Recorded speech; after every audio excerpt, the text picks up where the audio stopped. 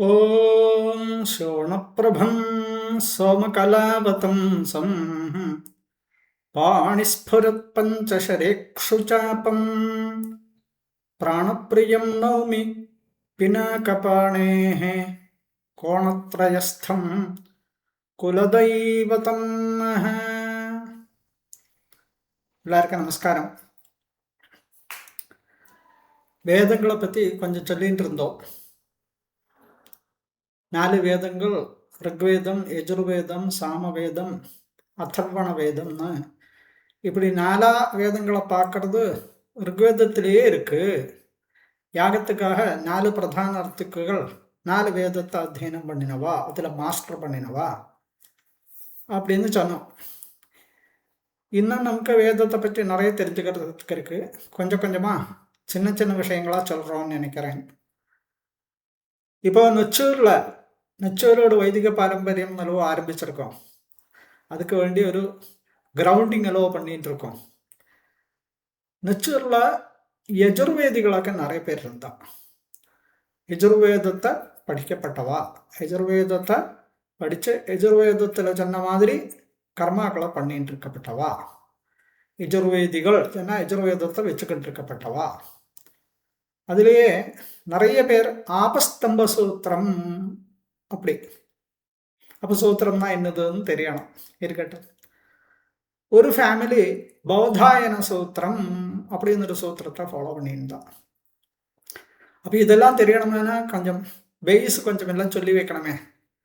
அதுக்காக இப்போ இன்னைக்கு நமக்கு நம்மளெல்லாம் எந்த வேதத்தை படிச்சுட்டுருக்கோம், ஒவ்வொருத்தருக்கும் எல்லா வேதமும் இருக்கா, அல்ல ஏதோ ஒரு வேதத்தை படிச்சிருக்கோமா தெரியணுமே.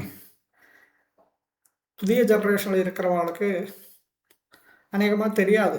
அதுக்கு வேண்டி சின்ன சின்ன விஷயங்களை, பேசிக்கான விஷயங்களை சொல்லிட்டு இருக்கேன். வாஸ்தவமாக நம்மளெல்லாம் எல்லாருக்கும் ஒரு வேதம் இருக்கு. வேதத்தை படிச்சிருக்கோம். நம்ம அந்த வேதத்தை வச்சுட்டு தான் நம்மளோட கர்மா எல்லாம் பண்ணிட்டு இருக்கோம்.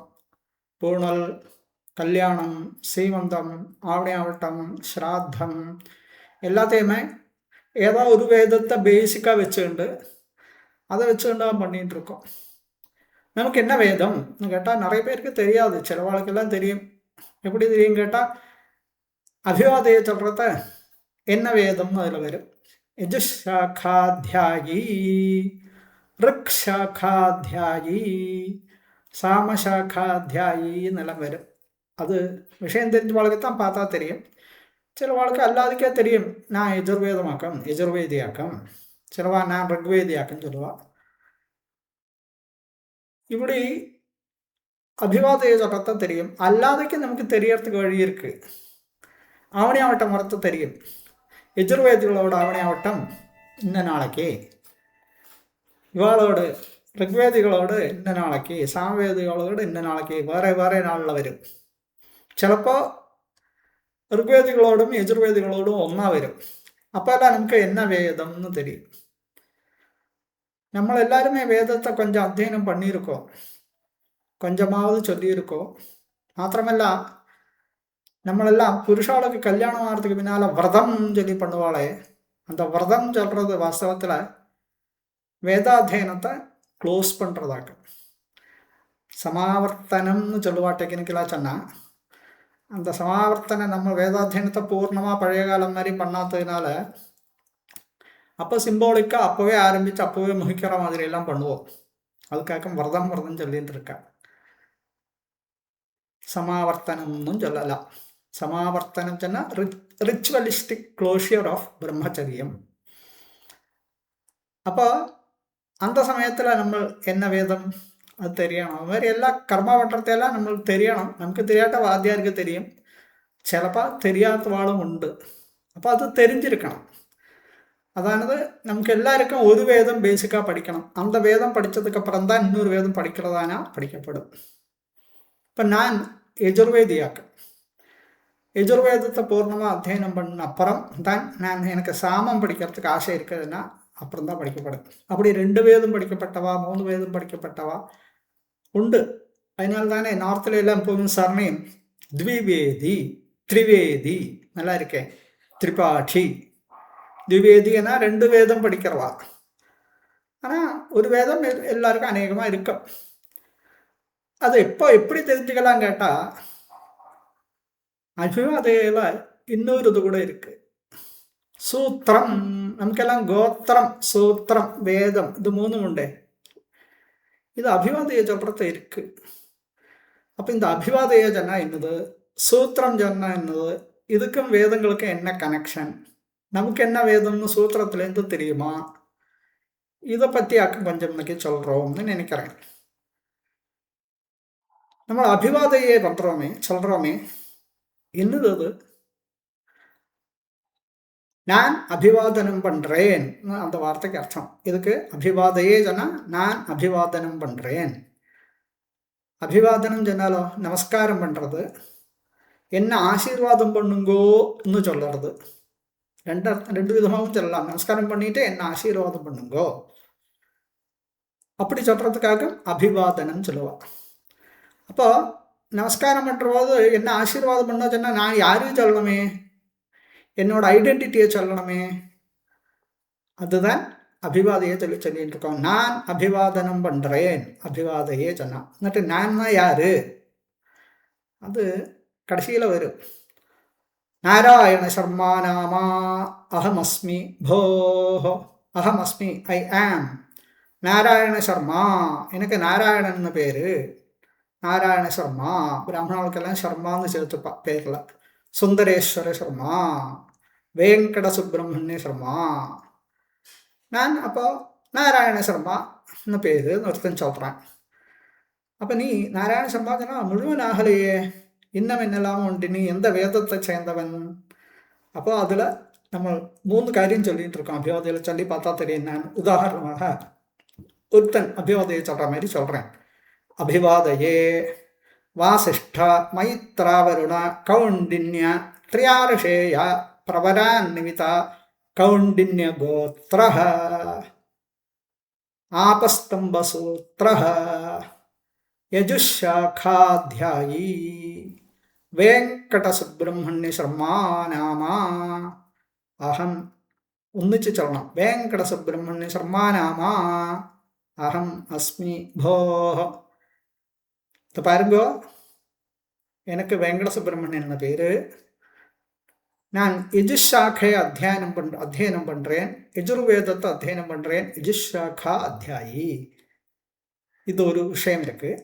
இன்னொரு விஷயம் சொன்னோம், தொடங்கத்தை என்ன சொன்னோம், வாசிஷ்டா மைத்ராவருணா கௌண்டின்யா த்ரியாருஷேயா பிரவரான்விதா கௌண்டின்ய கோத்ரா. அது ஒரு விஷயம். நான் கௌண்டின்ய கோத்திரத்தை சேர்ந்தவன். அதுக்கப்புறம் என்ன செய்யணும்,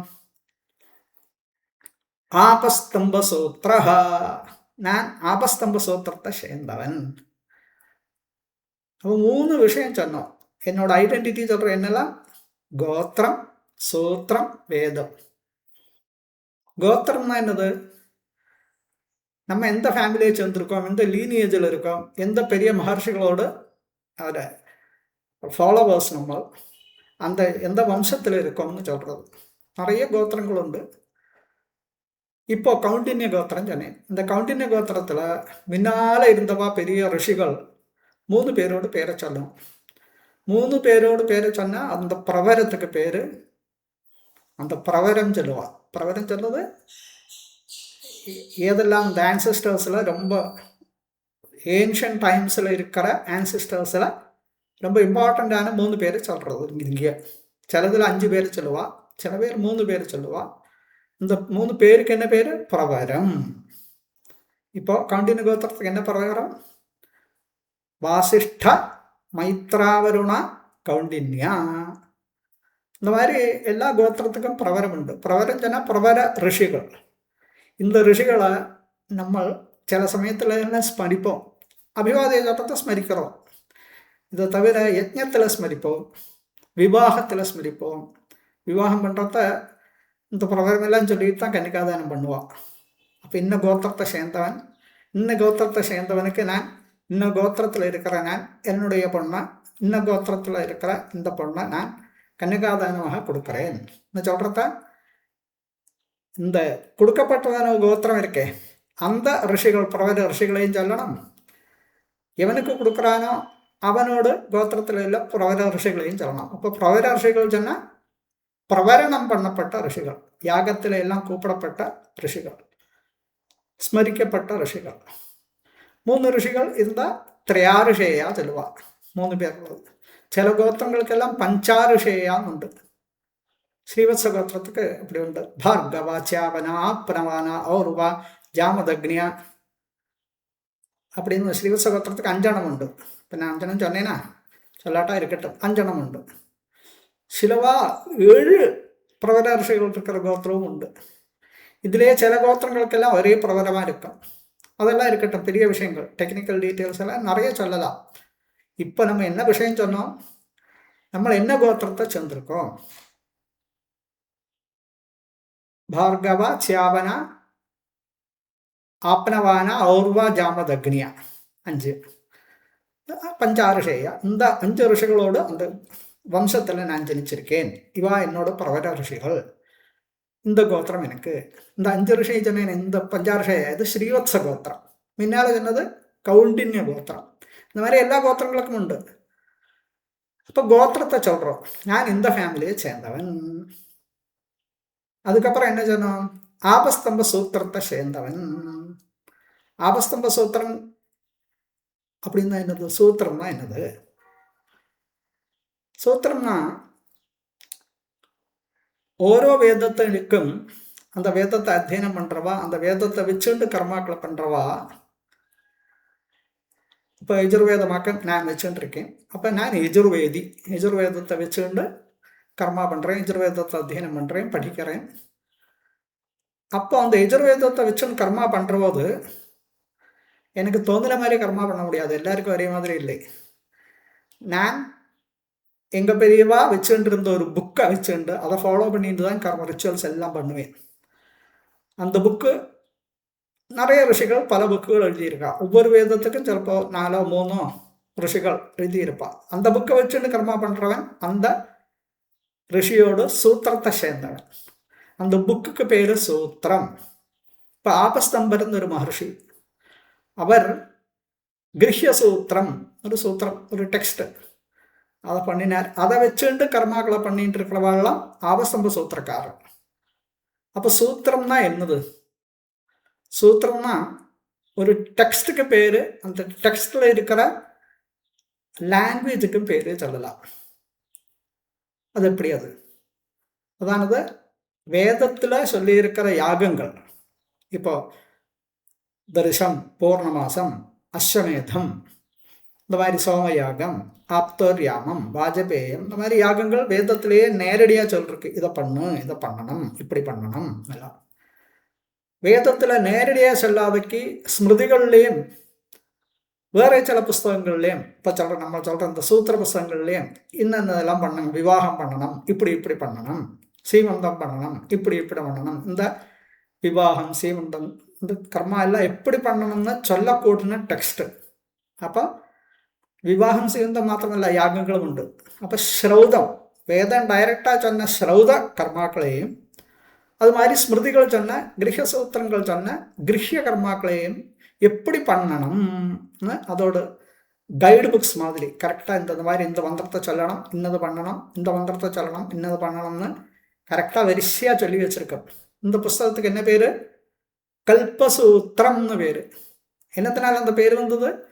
அந்த சூத்திரத்தில் இருக்கிற டெக்ஸ்ட்டு, அதோட லாங்குவேஜ் சூத்திரத்தில் இருக்கும். சூத்திரம்னா ரொம்ப ப்ரீஃபாக பேசுறது, எல்லா விஷயங்களையும் ரொம்ப சுருக்கமாக அடக்கி வச்சுட்டு பேசுறது. அந்த லாங்குவேஜுக்கு சூத்திரம்னு பேர். இது கல்பசூத்திரங்கள் மாத்திரமல்ல, வேற வியாகரணத்தில் பாணினியோட சூத்திரங்கள் உண்டு, வேதாந்தத்தில் பிரம்மசூத்திரங்கள் உண்டு, வியாசரோடு பாதராயணனோடு. இது மாதிரி சூத்திரங்கிற ஸ்டைலில் எழுதப்பட்ட புஸ்தகங்கள் இருக்கு. அதில் நம்ம கர்மாக்கள் எல்லாம் சொல்லப்பட்ட புஸ்தகம் ஏதாக கல்பசூத்திரம். கல்பசூத்திரத்தில் 4 பார்ட் இருக்கு. ஸ்ரௌதம், கிரஹ்யம், தர்மம், சுல்பம். ஸ்ரௌதம் சொல்றது யாகம், ஸ்ருதி வேதம் நேரடியாக சொன்ன கர்மாக்களை அதை எப்படி பண்ணணும்னு சொல்றதாக்க ஸ்ரௌத சூத்திரங்கள். ஸ்ரௌதம் ஒரு பார்ட்டு.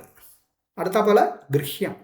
கிரஹ்யம் சொன்னால் ஸ்மிருதிகள்லையும் கிரகிய சூத்திரங்கள்லையும் சொன்ன கர்மாக்கள் நம்ம இப்போ பண்ணிட்டு இருக்கோமே, நம்ம இதுதான் ஜாஸ்தி பண்ணிட்டு இருக்கோம், யாகங்கள்லாம் ஜாஸ்தி பண்ணுறதில்லை.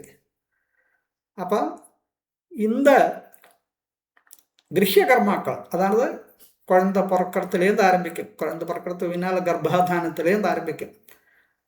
கர்ப்பாதானம், குழந்தை பிறந்தா ஜாதகர்மம், நாமகரணம், அன்னப்பிராசனம், அப்படி நிறைய இருக்குது. நிஷ்கிராமணம் எல்லாம் நமக்கு தெரியாது. இப்போ குழந்தை முதலாக வெளியில் போகிறது, வாசப்படி தாண்டது சொல்கிறோமே லௌகிகமாக, இதெல்லாம் வைதிகமான ஒரு கிரகிய கர்மாவே இருந்திருக்கு. இந்த கர்மாக்கள் எல்லாம் இப்படி பண்ணணும்னு சொல்லக்கூடிய புஸ்தகத்துக்கு பேர் கல்பசூத்திரம். அதில் நம்ம இப்போ பண்ணிட்டு இருக்கிற இந்த கிரகத்தில் பண்ணுற கர்மாக்களாக்கும் கிரகிய கர்மாக்கள் சொல்கிறாங்க. கிரகிய கர்மா என்ன, குழந்தை பிறந்ததுலேருந்து பூனை போடுறது, கல்யாணம் பண்ணுறது, சீமந்தம் பண்ணுறது, அவனுக்கு குழந்தை பிறக்கிறது, அப்படி அவசானம் அந்திய கர்மா வரை உள்ள கிரகத்தில் தான் பண்ணணும் இந்த கர்மாக்கள்லாம். மண்டபத்துலேயோ கல்யாண மண்டபத்துலையோ அங்கே எல்லாம் பண்ணணும், ஆற்றுல பண்ணணும். பூனல், கல்யாணம், சீமந்தம், விவாகம் எல்லாம். அப்போது இந்த கிரகிய கர்மாக்களை சொல்லப்பட்ட കൽപ്പസൂത്രത്തോട് പാർട്ടിക്ക് പേര് ഗൃഹ്യസൂത്രം. അപ്പം ഞാൻ ആപസ്തംഭ സൂത്രക്കാരൻ എന്ന് ചെന്നാൽ എന്നർത്ഥം, ആപസ്തംഭർ തന്നെ മഹർഷി എഴുതി വെച്ച ഒരു പുസ്തകം ഇരിക്കേ, அந்த புஸ்தகத்தை வச்சுக்கிண்டு அதை அனுசரித்து நான் என்னோட கர்மாக்களை பண்ணிட்டு இருக்கேன். அப்போ ஆபஸ்தம்ப சூத்திரம் சொன்னாலே ஆபஸ்தம்ப மகர்ஷி யஜுர்வேதிகளுக்கு தான் எழுதியிருக்காரு புஸ்தகம். அப்போ சூத்திரம் என்னது சொன்னாலே வேதம் என்னது சொல்லண்டா, சொல்லாக்கே தெரியும், இட் இஸ் அண்டர்ஸ்டுட். ஒவ்வொரு வேதத்துக்கும் 2, 3, 4 சூத்திரங்கள்லாம் இருக்கு. உதாரணமான இப்போவே சொல்லி வைக்கிறேனே, யஜுர்வேதத்தில் சுக்ல யஜுர்வேதம்னு ஒரு பிரான்ச் இருக்கு, கிருஷ்ண யஜுர்வேதம் இருக்கு. நம்மளாம் அநேகமாக கிருஷ்ண யஜுர்வேதிகள் தான். இந்த கிருஷ்ண யஜுர்வேதத்தில் பிரதானமாக 4 சூத்திர புஸ்தகங்களை சொல்லலாம், சூத்திர டெக்ஸ்ட்டுகள். என்னெல்லாம்? பௌதாயன மகர்ஷி பண்ணினா பௌதாயன சூத்திரம், ஆபஸ்தம்ப மகர்ஷி பண்ண ஆபஸ்தம்ப சூத்திரம், பாரத்வாஜ மகர்ஷி பண்ண பாரத்வாஜ சூத்திரம், அது மாதிரி ஹிரண்யகேசி மகர்ஷி பண்ண ஹிரண்யகேசி சூத்திரம். இந்த ஹிரண்யகேசி சூத்திரத்துக்கு இன்னொரு பேர் கூட இருக்குது, சத்யாஷாடம். இப்போ நான் ஆபஸ்தம்ப சூத்திரக்காரன் சொன்னால் நான் கிருஷ்ண யஜுர்வேதத்தை சேர்ந்தவன், ஆபஸ்தம்ப மகர்ஷி எழுதி வச்ச புஸ்தகத்தை வச்சுட்டு நான் கர்மாக்களை பண்ணிட்டு இருக்கேன் എന്നതുക്ക് അർത്ഥം. അപ്പോൾ നമ്മൾ സൂത്രം എന്നത് തന്നെ ഇതാക്ക. ഇത് യജുർവേദத்துக்கு ഇപ്പോൾ ചെന്നൈ, കൃഷ്ണ യജുർവേദத்துக்கு ചെന്നൈ 4 പ്രധാനமான ടെക്സ്റ്റ് ചെന്നൈ. ശുക്ല യജുർവേദத்துக்கு കാത്യായനം എന്നൊരു സൂത്രം ഇருக்கு, കാത്യായന സൂത്രം. இன்னொரு பேரும் உண்டு, அதுக்கு பாரஸ்கரம். இது மாதிரி ഋഗ്വേദத்துக்கு ஆஸ்வலாயனம் கிரகியம் இருக்கு, கௌஷீதகம். ஆஸ்வலாயன சூத்திரக்காரன் நிறைய பேர், ഋഗ്വേദിகளில் நிறைய பேர் ஆஸ்வலாயன சூத்திரம் தான் ஜாஸ்தி காண்றது. சாமவேதத்தில் திராஹ்யாயணம்னு ஒரு சூத்திரம் இருக்கு, திராஹ்யாயணம். அதுக்கு இன்னொரு பேர் இருக்கு, காதிரம். அதை தவிர கோபிலம் ஒரு சூத்திரம், கோபில கிரகிய சூத்திரம், திராஹ்யாயண கிரகிய சூத்திரம், ஜைமினி கிரகிய சூத்திரம். எப்படி? அப்போ திராஹ்யாயண சூத்திரமாக்கும் சொன்னால் அவன் சாமவேதியாக்கும் தெரிஞ்சோடும். அது மாதிரி காத்தியாயன சூத்திரமாக்கும் சொன்னால் அவன் சுக்ரேஜுர்வேதியாக்கும் தெரிஞ்சோடும். ஆஸ்வலாயன சூத்திரமாக்கும் சொன்னால் ഋഗ്വേദിയാக்கும் தெரிஞ்சோடும். அப்போ நம்ம பெரியவாளெல்லாம் வேதத்தை முழுவதும் அத்தியனம் பண்ணி வேத மந்திரங்களை வச்சுட்டு தான் இந்த கர்மாக்கள்லாம் பண்ண முடியும். கல்யாணத்தில் போனதுல எல்லாம் வாத்தியார் சொல்லித்தராரே, நம்ம சாக்கையில் உள்ள மந்திரங்கள் தான் வரும். ஆபஸ்தம்ப சூத்திரத்தில் கல்யாணத்தில் எல்லாம் சொல்கிற மந்திரங்கள் எங்கேருந்து? யஜுர்வேதத்தில் இருக்கிற மந்திரங்கள் தான் வரும். ചിലപ്പോൾ വേദത്തിൽ ഇല്ലാത്ത മന്ത്രങ്ങളും കൂടെ ചേർത്തിരിപ്പാർ. ഗൃഹസൂത്രം ചിലപ്പോൾ இந்த മന്ത്രത്തെ ചൊല്ലിക്കോന്ന് ചേർത്തിരിപ്പാർ. അപ്പോൾ சூத்திரവും வேதங்களும் அது 2 கனெக்ஷன் இருக்கு. ஒவ்வொரு வேதத்துக்கு 1, 2, 3, 4 சூத்திரங்கள் இருக்கும். നമ്മൾ எந்த சூத்திரம்னு சொன்னால், நம்ம எந்த மகரிஷி எழுதி வச்ச புஸ்தகத்தை, சூத்திர புஸ்தகத்தை வச்சுக்கிண்டு நம்ம கர்மா பண்ணிட்டு இருக்கோமோ அதையக்க நம்ம சூத்திரம் சொல்கிறோம். നമ്മൾ തൈത്തിരീയ ശാഖയിൽ, கிருஷ்ண யஜுர்வேதத்தில் தைத்திரிய சாக்கையை அத்தியனம் பண்ணி அதை வச்சுக்கப்பட்டவாத நிறைய சவுத் இந்தியாவில் இருக்கா. அதில் ஆபஸ்தம்ப சூத்திரமும் பௌதாயன சூத்திரமும் தான் ஜாஸ்தி காட்டுறது. கேரளாவில் நம்பூரிமாரில் யஜுர்வேதிகளில் பௌதாயன சூத்திரம் தான் ஜாஸ்தி காட்டுறது. ஆனால் கேரளாக்கு வெளியில எல்லாம் ஜாஸ்தி காண்றது ஆபஸ்தம்பம். பௌதாயனம் கொஞ்சம் குறைச்சலாக காண்றது. பௌதாயனம் கொஞ்சம் கூட வாஸ்டாக இருக்கும், நிறைய மந்திரங்கள் இருக்கும்.